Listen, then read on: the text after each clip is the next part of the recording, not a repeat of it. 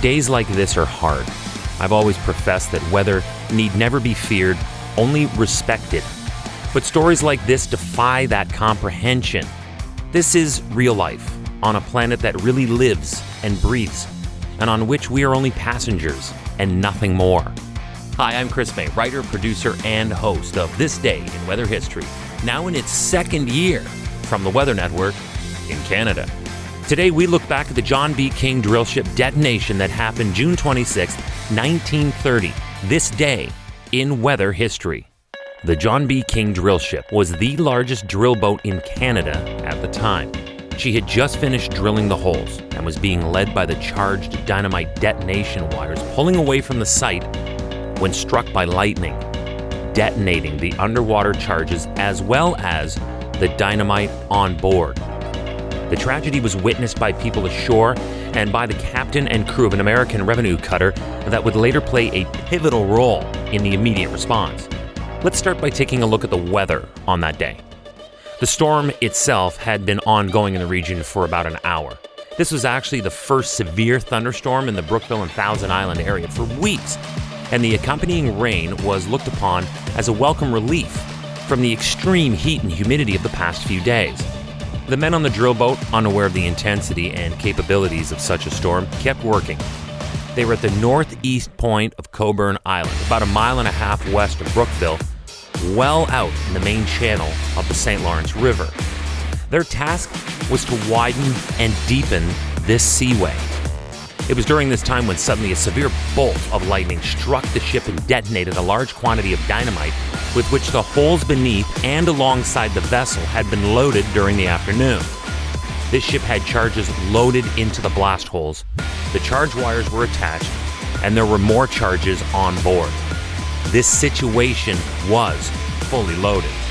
The craft was immediately blown apart in spectacular fashion by the bolt. Wreckage was hurled over 60 meters into the air, and its concussion was felt by everything within several kilometers. When the smoke had cleared, virtually no trace of the ship was to be seen, and most of the crew had disappeared beneath the waves. Welcome to year 2 of this podcast. Right now, you're listening to the full version of today's story on your favorite podcast provider, but there's also the daily podcast video short.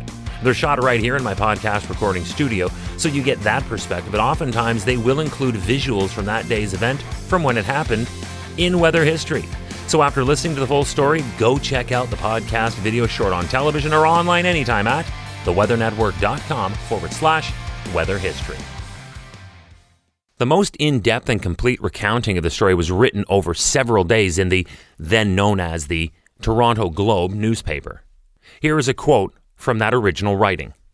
"There was a great flash, a cloud of smoke, and when the smoke had blown away, the drill boat had gone down, and only a few survivors struggling in the water were to be seen." This from a Mrs. C. Walkley, who was sitting on the veranda of her cottage on the Canadian side of the border. But what of the American boat I mentioned earlier that was nearby?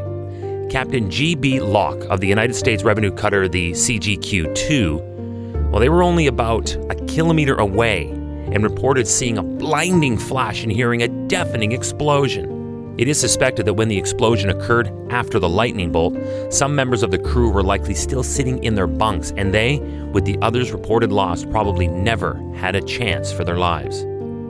In all, 13 bodies were found, 17 lost forever, accounting for the 30 who were confirmed having died that day. 11 others, badly injured, were rescued and brought to shore. It was felt in the days that followed that the site of the drill boat disaster should be marked with a cairn or some sort of memorial. That was written in the Toronto Globe on Thursday, August 14th of 1930.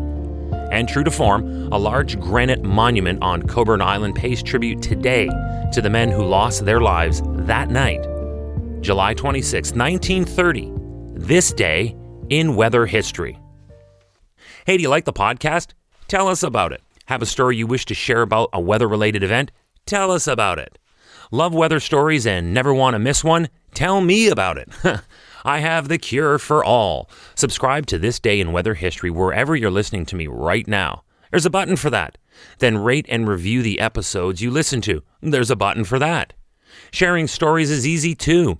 You can follow me on Twitter at Mayday, TWN. That's at MEIDAY, TWN. And let me know who you are, where you are, and a story that affected your life. And I'll mention them on an upcoming episode. Tomorrow is June 27th. The course that would shape the Beijing Olympics could have been changed forever, especially when considering one particular American Olympian who was set to break even more records. I think we know where we're going with this one already. So I guess I'll see you tomorrow for the June 27th, 2008, what I'm calling the Quest for Gold Interrupted, spelled QWEST. There's another clue. On this day in weather history, with me, your host, Chris May.